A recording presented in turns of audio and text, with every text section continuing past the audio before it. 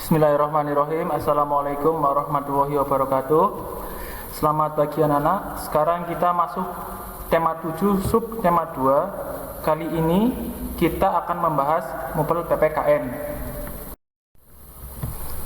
Kalian bisa buka di pelajaran 1. Ini di sini belajar tentang makna sila ketiga Pancasila. Ya, ini sudah sering keluar di kelas 4 atau kelas 5. Nanti kita mengulang lagi. Sila ketiga ini berbunyi Persatuan Indonesia. Memiliki makna dan nilai persatuan ya. Jadi Persatuan Indonesia bersatu. Jika sila ketiga ini dilaksanakan dengan baik, maka bangsa Indonesia ini tidak akan mudah terpecah belah. Artinya akan menjadi bangsa yang kuat. Nah, makna sila ketiga sangat banyak sekali, tapi di sini Ustadz ada 3 makna sila ketiga. Pertama, menempatkan kepentingan bangsa di atas kepentingan pribadi atau kelompok. Ya, jadi kepentingan Indonesia itu harus nomor 1 daripada diri kita sendiri. Kedua, rela berkorban demi kepentingan bangsa. Jadi kita sebagai rakyat itu berkorban demi Indonesia. Pengorbanannya bisa banyak ya. Misalkan kita harus berprestasi di dunia internasional, menjadi bangsa yang bisa memproduksi alat-alat perang sendiri, itu berkorban demi bangsa. Jadi membanggakan nama Indonesia. Terakhir, kita di sini juga harus menghormati keanekaragaman yang ada di Indonesia. Banyak sekali ya keanekaragaman ras, budaya, agama, itu harus kita hormati agar persatuan Indonesia ini utuh. Ya, inilah beberapa makna dari sila ketiga Pancasila. Nah, lanjut pelajaran ketiga, kita bertemu sila keempat Pancasila. Sila keempat bunyinya apa?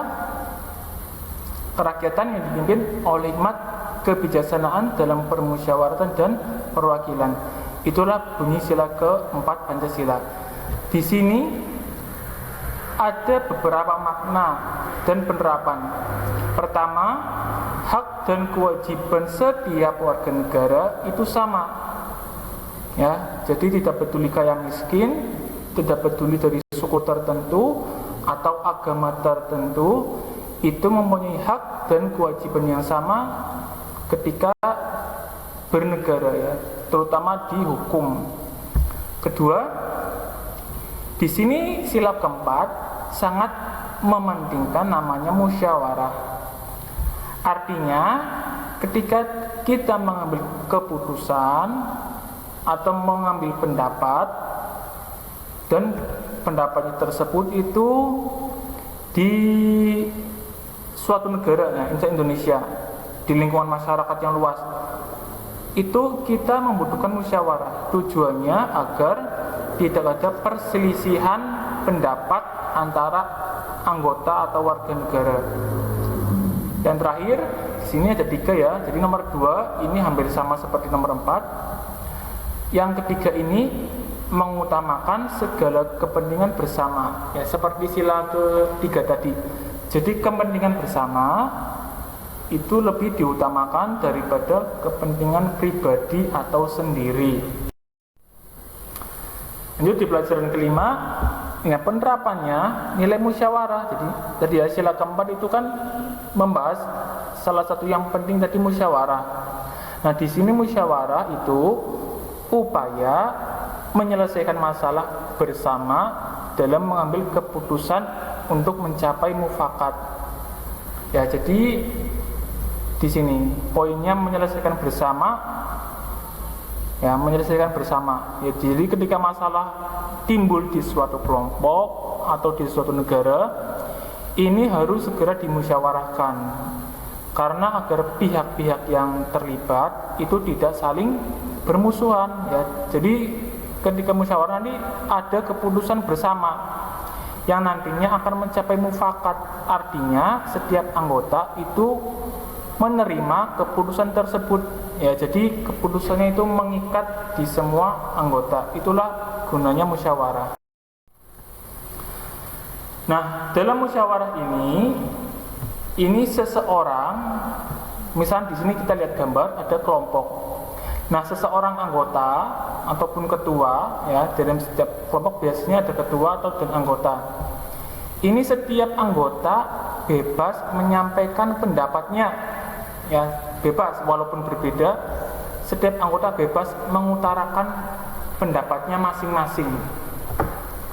Nah, terus ketika bermusyawarah belum mendapatkan kesepakatan bersama, maka jalan terakhirnya dilakukan voting. Voting di sini yaitu pemilihan suara terbanyak. Jadi kita ketika bermusyawarah nanti setiap anggota kan mempunyai pendapatnya masing-masing.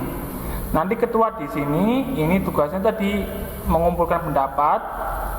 Ketika tidak bisa ada titik temu musyawarah, maka nanti diadakan voting. Jadi dipilih jawaban terbanyak, lalu jawaban tersebut yang terbanyak diterapkan atau dilaksanakan dalam bermusyawarah.